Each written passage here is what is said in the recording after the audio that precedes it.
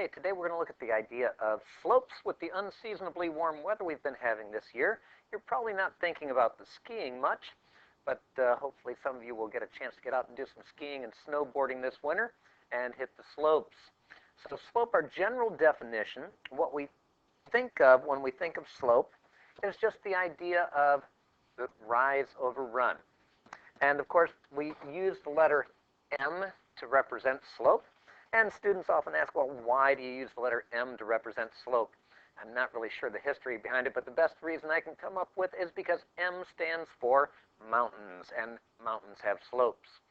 So maybe that'll help you remember that M is always the slope of a line. So the slope formula, if we're given 2 points, x1, y1, and x2, y2, then we can find slope using the formula M equals y2 minus y1 over x2 minus x1. Very important formula there, one that you definitely need to have memorized. So put that on your note cards to help you memorize that. So we can use that idea to find the slope, or sometimes we can find the slope just using the basic definition. We're going to look at both ways of finding the slope here. So from the graph, if we look at one of the 2 points marked on the graph, let's say this one we'll start with, and we look at the rise over run idea, we see that we can count up 1, 2, 3, and then across 1, 2. Both of those were positive, going up and to the right are both in the positive direction. So we would say here that the slope equals 3, the rise over the run, 2. And so if we have a graph, a lot of times we can just count to find that slope. On the other hand, if we're given 2 points, like in example B here, and we want the slope of the line containing those points, now we have to go to the formula. And of course, we know there are 4 reasons that we should always write down a formula before we use it. So you might want to recite those reasons to yourself before you start this. So M equals y2 minus y1 over x2 minus x1. Now, it may be helpful also at this point to come up here and mark this as being, here's x1 and y1 and x2 and y2. So that can help me plug things into the proper places. So continuing to plug in then, my y2 value this time is -3 minus y1, which is 3, over x2, 4 minus x1, -2. So minus and negative becomes plus 2. So I get -6 over 6, or a slope of -1. So always reduce your slope to its simplest form. Now the question always comes up, well, what if I made a mistake? And what if I had started off and labeled these up here as x2, y2, and x1, y1. Well, if we work through the formula and plug those in, we'll find that it does come out to be the same answer. So it doesn't matter which point you pick to be the 1's point and which point the 2's point. You're going to get the same answer there. So you might want to stop the video and try switching those around and confirm that you still get -1 for that slope.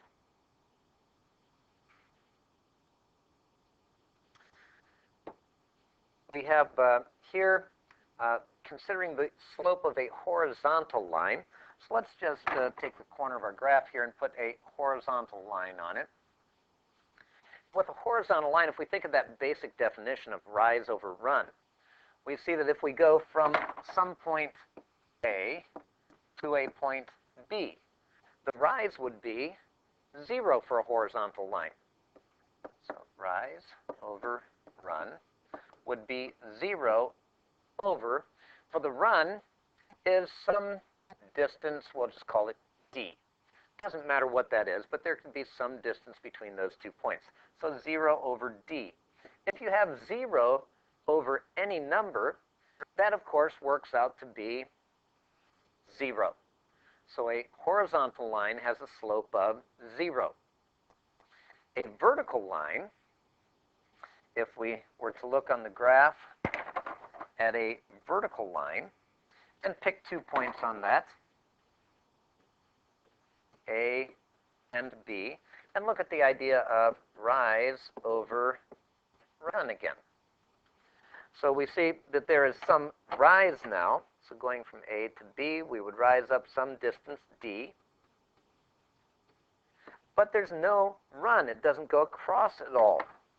So no run would give us a 0 in the denominator here. And we know that any number divided by 0 is undefined. So we say the slope is undefined, or we often refer to that as being no slope.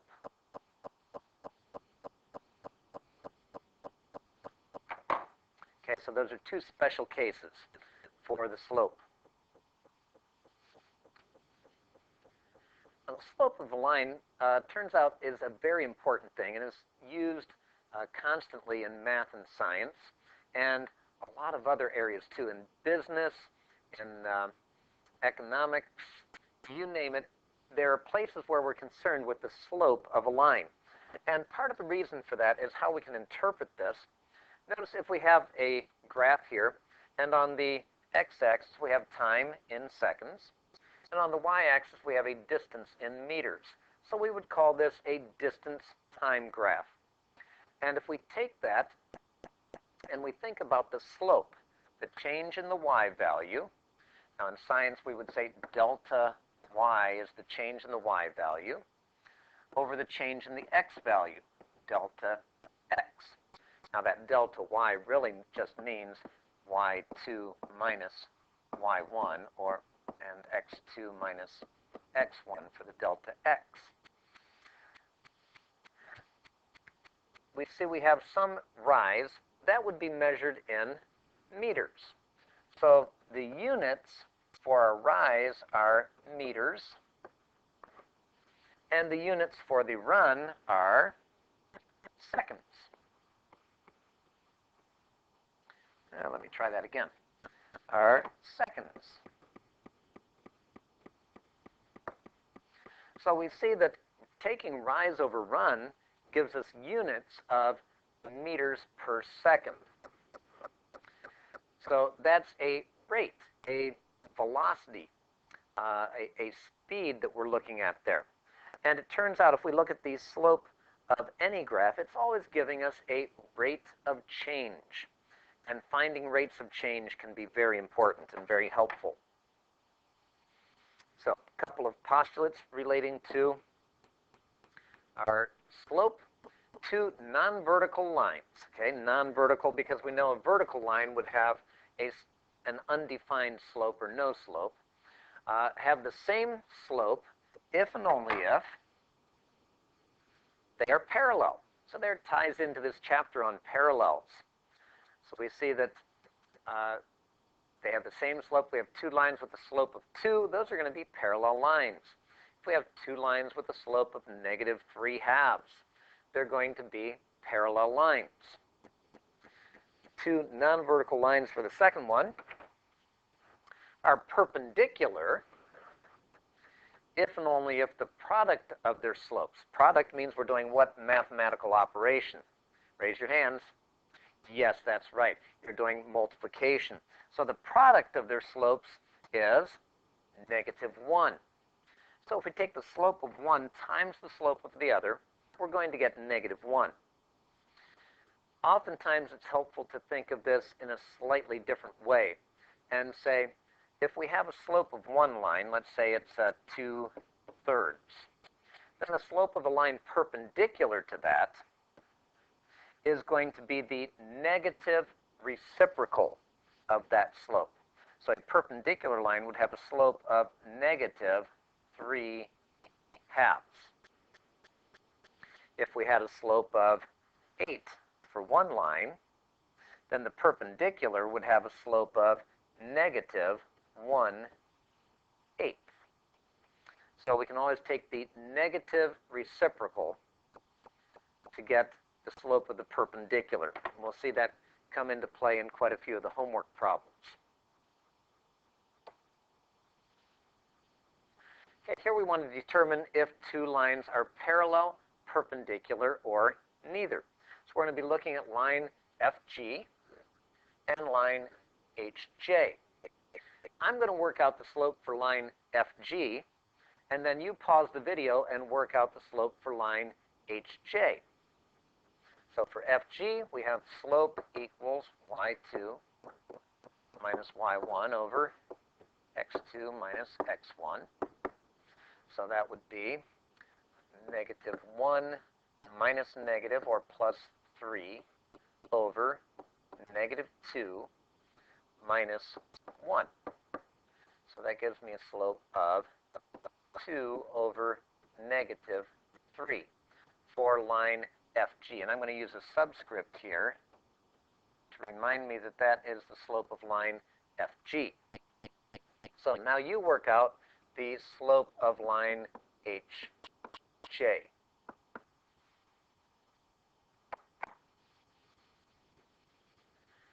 Okay, so you've worked out the slope for line HJ now. And so we're looking here to see if these lines are parallel or perpendicular or neither. We know if they're parallel, they should have the same slope. So did you come up with negative 2/3 for the slope for line HJ? If they're perpendicular, then we should be able to multiply their slopes and get negative 1. Or in other words, their slopes would be negative reciprocals. Did you get a slope of 3/2 for line HJ? If so, the two lines would be perpendicular. And you should have found, of course, that the slope is 1 for line HJ. And so we would say that those are not parallel or perpendicular. It's neither. Try example B now. Find the slope of line FG again. The slope of line FG. And the slope of line HJ. And compare them to find if the lines are parallel, perpendicular, or neither.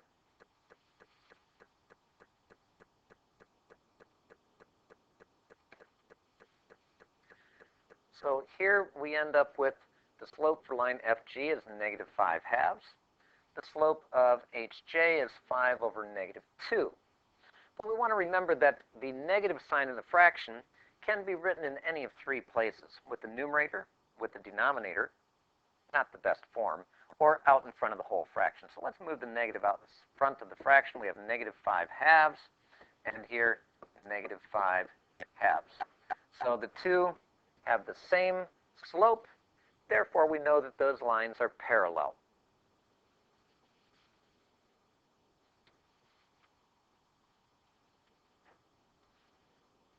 For this next example, we want to graph a line, and we know that this line contains the point 5, 1. So we're going to start by graphing the point 5, 1. 1, 2, 3, 4, 5, and 1 puts it right there. And now to find out where the line goes, we need to know the slope of the line. So we're told that it's parallel to the line with the points negative 2, 4, and 2, 1. So to determine where this line goes, we're going to find the slope of line MN. So slope of line MN. We know we have y2 minus y1 over x2 minus x1. And plugging in the values, 1 minus 4 over 2 plus 2. So that would be negative 3/4. So we want this to be parallel to that line. That means it must have the same slope. So we know that the line Q whatever, we don't have another point, is going to have that slope of negative 3/4. So from our starting point, we can go down 3 and over 4 and put another point. And our line will go through those 2 points. Now, depending on how accurate we want to be, we can also reverse that. If I did that again from this point, it would go off the graph.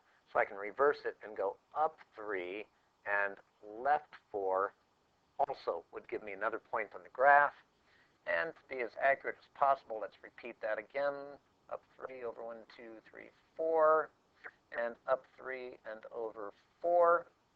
So that gives me several points that I can use to draw a nice line right there. And that's the line that we wanted.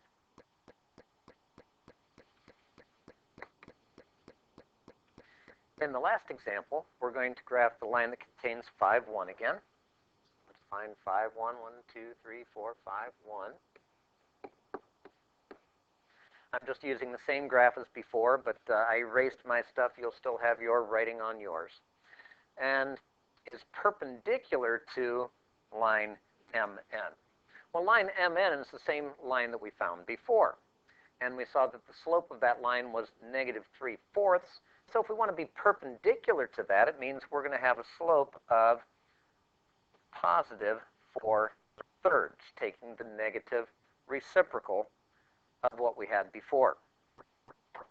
So from there now we can say, okay, here's 5, 1, and we're going to go up 4, 1, 2, 3, 4, and over 3, 1, 2, 3. And we can reverse that and go down 1, 2, 3, 4, and left 1, 2, 3. Let's do 1 or 2 more. 1, 2, 3, 4, 1, 2, 3.